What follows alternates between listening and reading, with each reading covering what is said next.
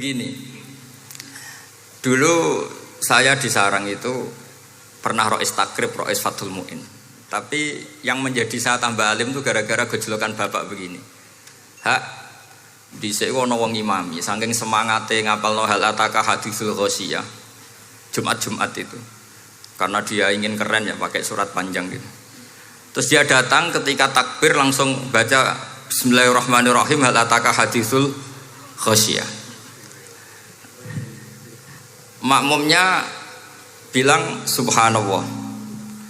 Karena dia agak pede dengan surat yang panjang diganti qul ya ayyuhal kafirun. Makmumnya masih bilang subhanallah. Sampai berkali-kali diganti surat kulhu, ya makmumnya tetap bilang subhanallah. Karena nggak tahu caranya mengingatkan kalau imam itu tidak baca Fatihah. Karena ada satu cara yaitu kon ngelingno ngangge napa? Subhanallah. Akhirnya wonten makmum sing nekat ora maca Fatihah. Nah, pertanyaan bapak saya, kamu harus berani ijtihad merubah hanya satu pakem mengingatkan imam itu pakai subhanallah. Karena kalau kasus seperti ini nggak cukup diingatkan subhanallah. Niki adik-adik kira-kira batal mboten ngelingno imam muni ora maca Fatihah. Kalau sampean bilang batal berarti nggak ada solusinya. Kalau bilang sah itu beberapa kalimat yang dalam pakem sholat itu apa? Membatalkan. Sampean milih batal apa enggak? Enggak polling saja kayak pemilu. Sampai saya tuh cari-cari, akhirnya ketemu juga di kitab Mizan Kubro diterangkan oleh Imam Malik bahwa kalamul musolli. Musolli itu ngomong, kalau itu manfaat, tapi jangan ditiru loh ya.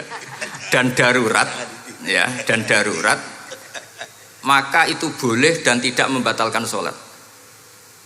Misalnya imam sholat kemudian di bawahnya ada bom atau ada ular kobra, kalau nggak ada cara ya mau tidak mau harus diingatkan pakai kalimat. Karena kalau subhanallah tok nanti gonta-ganti surat saja.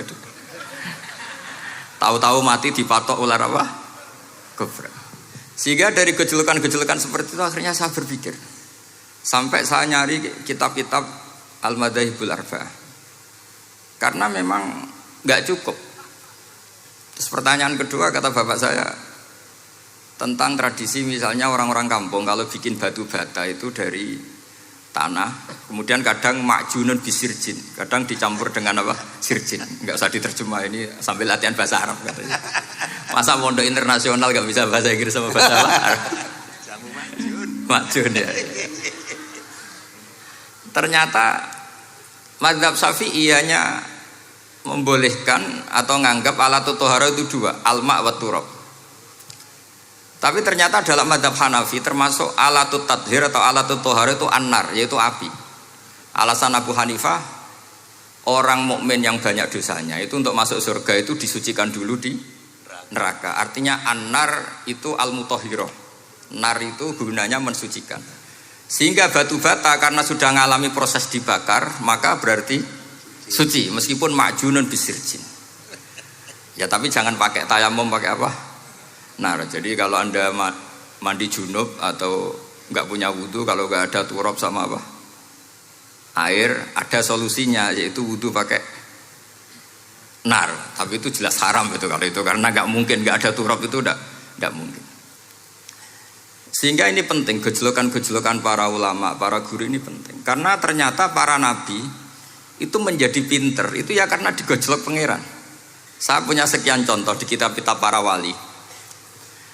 Ketika datang malakul mauti ke Nabi Ibrahim dan akan mengambil nyawanya itu, Nabi Ibrahim tangklet, kowe sapa? Aku malaikat. Ono apa? Ditugasno pangeran mencabut nyawa Anda.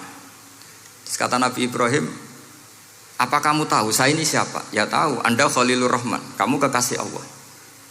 Terus kata Nabi Ibrahim, hal ra'aita habiban yumitu habibah. Masa ada kekasih membunuh yang dikasih? Pasti Anda salah. Ya karena malaikat gak pernah ngaji di sini, di progresif ini. Dia tidak bisa jawab. Akhirnya niki kula pamit, niki kula sembuh niki cekap. Nggih cekap. Bingung, mboten kulino niki bingung niki. Akhirnya malaikatnya matur malih teng pangeran. Ya Allah, kata Nabi Ibrahim logikanya begini, wahal ra'aita habiban yumitu habibah. Mosok kekasih kok dipateni kekasih. Terus kata Allah gini, ya sudah bilang gini sama Nabi Ibrahim sama Ibrahim. Wahal ra'aita habiban yakrahu ayyalqa habibah. Mosok kekasih kok ora siap ketemu sing dikasih. Akhirnya Israel datang lagi. Balik mana? Gini logikanya dibalik sekarang begini gitu. Wahal ra'aita habiban yakrahu ayyalqa habibah. Terus Ibrahim bilang oke ya enggak masalah sudah. Artinya apa? Kita ini diajari satu logika. Logika apa saja? Ini Allah. Sehingga ya memang normalnya hidup tuh cerdas. Kata Ghazali cerdas nyikapi apa? Realitas. Ini penting saya utarakan. Saya punya sekian contoh kecerdasan para nabi. Saya berkali-kali cerita, nabi yang sezaman itu sebetulnya 3, tapi yang ilmunya level itu hanya 2. Karena ada yang sezaman yaitu Ibrahim dan Lut. Tentu tidak level karena Nabi Lut itu pernah keponakan Nabi siapa? Ibrahim. Kedua Nabi Musa dan Nabi Harun. Tapi ini juga agak level karena Nabi Harun jadinya Nabi itu karena proposal Nabi Musa. Jadi proposal mulai dulu ya ada. Nah, Nabi Musa kita tahu adalah al-sak. Al-sak itu kalau ngendikan itu lesannya agak cedul ya. Cedul. Ini nanya jejer ke sana. Jadi kalau nggak bisa tanya ya. Bahasa Arabnya pokoknya al-sak, cedul ya. Cedul. Karena masyhur ya kita tahu cerita itu Musa yang kecil itu sebeling. Jadi nak digendong Fir'aun itu dijabuti jenggote. Padahal masih kecil. Sesuai Fir'aun curiga dasar Bani Israel. Lama-lama dia memutuskan sepatah ini aja ini jelas darah-darah Israel. Kita tahu Fir'aun adalah orang Kipti, orang Mesir. Setelah berkali-kali gitu terus tanya gini sama Asia, ini anak ini sudah bisa mikir, memang dasar Bani Israel jadi gak suka orang Kipti. Orang bah cah cilik biasa gak masalah. Sehingga terus dites ada jamroh, ada bara api sama apel. Sebetulnya Musa ini sudah tahu mau ngambil apel, tapi kalau dia ngambil apel dibunuh sama Fir'aun berarti bisa membedakan. Akhirnya sama Jibril diarahkan ngambil apa? Api, jamroh tadi. Akhirnya agak ditelan terus menjadi lesannya apa? Cedul. Sampai sepuh jadi nabi tetap begitu. Makanya beliau ngendikan Rabbis shrahli sadri wa yassirli amri wahlul 'uqdatam min lisani yafqahu qawli. Terus proposalnya itu tadi waj'alli waziram min ahli Haruna akhi. Sebagian ayat lebih jelas lagi yaitu wa akhi Harun huwa afsahu minni lisanan fa arsilhu ma'iyya rid ayyusaddiqun. Jadi dan saudara saya Harun lebih fasih berbicara daripada saya. Jadi kualitas ilmiahnya bagus Musa tapi jubirnya itu Harun. Ya kira-kira kayak Mbah Lim dulu. Iya Mbah Lim. Ya. Jadi ini saya jubirnya Gus Ali, saya Harun, ini Musa. Maksudnya kaya karena sudah ada nabi.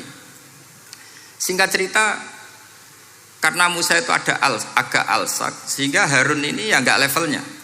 Padahal sezaman sehingga ya nggak pernah bantah-bantahan, nggak pernah adu argumen.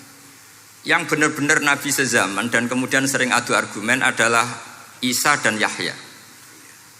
Kita tahu umurnya ya imbang, kualitas al-mazaya wal wa'il juga imbang.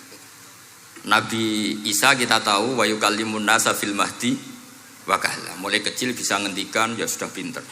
Nabi Yahya kita tahu ya Yahya khudil kitaba biquwah wa atainaul hukma sabiyya. Jadi sama-sama pinter. Wa hanana min ladunna wa zakah wa kana taqiyya. Itu dua beliau ini menjadi satu manhaj besar dalam Islam. Itu kalau main ke salah satu kampung itu Nabi Isa tanyanya aneh. Aina syirarun nas? Orang-orang yang jelek-jelek itu di mana? Orang-orang fasik itu rumahnya mana? Kalau Nabi Yahya tanya, aina khiyarun nas? Orang-orang baik itu di mana? Akhirnya dua beliau ini saling berargumentasi. Kenapa kamu tanya aina syirarun nas? Terus Nabi Isa katanya, lah kenapa kamu tanya aina khiyarun nas? Terus kata Nabi Yahya, enak kancanan wong soleh, gak ruwet kan? Kancanan wong soleh itu kan enak, gak dibodoni, gak ruwet. Pemene kancanan wong mati, sering bodoni gitu. Masyhur itu cerita Gus Dur, Gus kenapa sering ziarah? Kancanan wong urip sumpek. Gitu. Wong mati kata bejo. Oh, mati rata bejo. Ini teman ziarahnya Bapak. Oh, mati rata bejo. Ya, ya. Itu ya ini santai-santai saja, relax saja. Karena saya sudah tahu mau ngomong apa. Nanti kalau ingin serius ya ngaji sama saya, harus khatam biar enggak jadi korban kama sayati sama kama takoddam. Akhirnya Nabi Yahya gantian tanya, kenapa kamu tanya aina syirarun nas? Itu masyhur beliau. Ini dalam kitab Tobaqatul Asfiya karangan Abu Nu'aim Al-Asfihani. Riwayat Sufyan bin Uyainah, gurunya Imam Syafi'i. Jawabnya Nabi Isa unik. Ana an-nabiyyu, saya ini nabi. Biman zilatit tabib. Nabi itu ibarat dokter. Udawil mardo. Di mana-mana dokter itu cari orang sakit. Makanya di NU itu banyak kiai-kiai yang nangani orang-orang fasik. Dakwah nih gue wong nakal-nakal itu ya ada khazanahnya, asal gak keterusan katut gitu saja. Jadi kalau kamu niru Gusme itu sebenarnya konsepnya satu, asal ada bukti jadi wali dan tidak katut. Kalau ndak ya sudah usah. Gak usah wae kata Gus Ali sudah. Kalau gak kelasnya jangan. Sehingga dua beliau itu jadi khazanah besar. Misalnya Anda jadi kiai di daerah-daerah yang Islamnya sudah maju. Mungkin Anda ini hanya mendapat fasilitas dari Islam. Makanya saya sendiri secara pribadi, misalnya kecelok pinter, tah ranking, tah juara musabaqah tilawatil Quran, kadang dari sekian prestasiku untuk umroh mendapat. Karena kita punya prestasi di daerah yang prestis. Sementara teman-teman kita, makanya ini kalau ada santri progresif yang nggak pinter, tak kasih ijazah, tak kasih support. Barokahnya tidak pinter, akhirnya hidup di daerah tertinggal. Barokahnya hidup di daerah tertinggal, Anda muassisul ma'had, Anda muassisul masjid. Sing prestasi hanya mendapat dari negara, yang tertinggal malah memberi kontribusi. Akhirnya apa? Lama-lama ini yang prestasi coro Jawa ngatok tomak. Saya dapat apa? Sementara yang di desa tertinggal, saya bisa memberi apa? Sehingga Allah bikin wong bodoh itu ya ada rencana besar kira-kira. Jadi mau orang bodoh itu gak ada orang-orang santri yang hidup di daerah-daerah apa? Tertinggal. Aman golek prestasi, golek umroh. Terus ambisi ngimami Masjid Haram barang. Terus kapan dakwahnya? Karena yang diburu itu mendapat, bukan memberi. Ini bahaya sekali bagi Islam. Sehingga tradisi guru-guru kita, nah santri pinter ya dilem, santri bodoh ya dilem, santri bulet ya dilem, santri setengah bulet ya dilem, sekabeh kaulane pangeran. Kok ana hikmahe dhewe-dhewe kata gitu. Tapi ini bukan justifikasi atau melegitimasi kenakalan anak-anak Anda. Ini mau cerita ilmiah.